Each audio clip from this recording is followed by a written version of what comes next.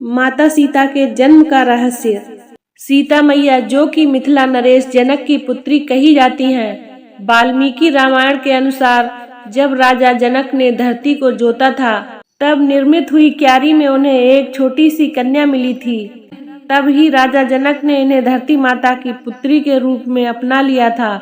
यह भी कहा जाता है कि राजा जनक ने यज्ञ कार्य हेतु धरती को जोता, तब धरती में एक गहरी दरार उत्पन्न हुई। उस दरार से एक सोने की डलिया में मिट्टी में लिपटी हुई सुंदर छवि वाली कन्या प्राप्त हुई। राजा जनक की कोई संतान नहीं थी, इसलिए इस छोटी सी कन्या को जैसे ही उन्होंने अपने हाथों में लिया, उन्हें पिता प्रेम की अनुभूति हुई और उन्होंने उस कन्या को सीता नाम दिया और उसे अपनी बेटी के रूप में सम्मान दिया। राजा जनक मिथिला के राजा थे। राजा जनक उनके पूर्वजों द्वारा दी गई उपाधि थी। उनका असली नाम सिराध्वज था एवं उनकी पत्नी का नाम महारानी सुनैना था। सीता इन दोनों की एकमात्र पुत्री थी। मित्रों, सीता के जन्म के विषय में एक कथा कही जाती है जिसमें स्पष्ट किया गया है कि सीता कौन थी और क्यों रावण की मृत्यु का कारण बनी। तो आइए मित्रों, कथा को पूरा सुनते हैं। असल में सीता रावण और मंदोदरी की बेटी थी। इसके पीछे बहुत बड़ा कारण थी वेदवती। सीता वेदवती का पुनर्जन्म थी। वेदवती एक सुंदर सुशील धार्मिक कन्या थी जो कि भगवान विष्णु की उपासक थी और उन्हीं से विवाह करना चाहती थी। अपनी इच्छा की पूर्ति के लिए वेदवती ने कठिन तपस्या की। उसने सांसारिक जीवन छोड़कर स्वयं को तपस्या में लीन कर दिया था। वेदवती उपवन में कुटिया बनाकर रहने लगी। एक दिन वेदवती उपवन में तपस्या कर रही थी, तभी रावण वहां से निकला और वेदवती के स्वरूप को देखकर उस पर मोहित हो गया और उसने वेदवती के साथ दुर्व्यवहार करना चाहा, जिस कारण वेदवती ने हवन कुंड में कूदकर आत्मदाह कर लिया और वेदवती ने ही मरने से पूर्व रावण को श्राप दिया कि वो खुद रावण की पुत्री के रूप में जन्म लेगी और रावण की मृत्यु का कारण बनेगी। कुछ समय बाद रावण को मंदोदरी से एक पुत्री प्राप्त हुई जिसे उसने जन्म लेते ही सागर में फेंक दिया था।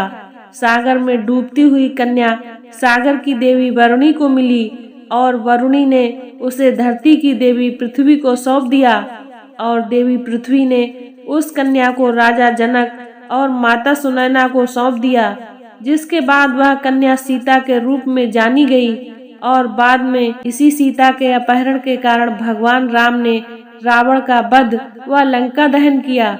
जिस तरह सीता मैया धरती से प्रकट हुई थी, उसी प्रकार धरती में समा गई थी। रावण के संहार के बाद जब राम अयोध्या पहुँचे तब उन्हें किन्हीं कारणों से सीता को त्यागना पड़ा। उस समय सीता ने अपना जीवन वाल्मीकि ऋषि के आश्रम में व्यतीत किया और 2 सुंदर राजकुमार लव कुश को जन्म दिया। राम इस बात से अनभिज्ञ थे कि उनकी 2 अति बलशाली संतान हैं। जब राम ने अश्वमेध यज्ञ के लिए अपने अश्व को छोड़ा तब इन दोनों राजकुमारों ने उस अश्व को पकड़ लिया और कहा कि अपने राजा को बोलो कि हमसे युद्ध करें। लवकुश भी अपने जन्म के रहस्य को नहीं जानते थे। लवकुश के साथ हनुमान जैसे सभी योद्धाओं ने युद्ध किया, लेकिन कोई उनसे जीत नहीं पाया। तब आखिरी में राम वहां आए। तब उन्हें ज्ञात हुआ कि यह दोनों दिव्य बालक उनकी और सीता की संतान हैं। तब सीता को अयोध्या वापस आने को कहा गया।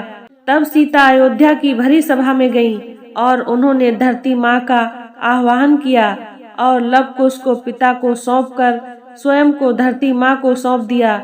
इस प्रकार जिस दिव्य जन्म के साथ सीता मैया प्रकट हुई, उसी तरह से वो धरती में समा गईं।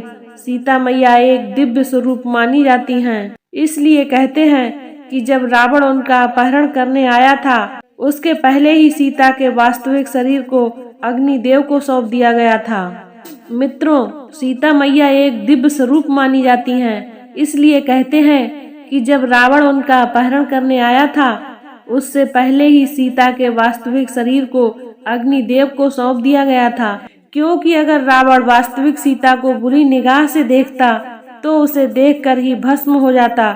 अगर ऐसा होता तो मनुष्य जाति को नारी के साथ अपनी मर्यादा का सबक नहीं मिलता, जो कि रावण के अंत और उसके घमंड के अंत के साथ मिला। इसलिए अंत में भगवान राम ने अग्नि परीक्षा के रूप में अग्नि देवता से सीता को पुनः प्राप्त किया। मित्रों, इसी तरह की ज्ञानवर्धक कथा कहानियों को सुनने के लिए हमारे चैनल को सब्सक्राइब करें, वीडियो को लाइक करें। धन्यवाद। जय श्री राम।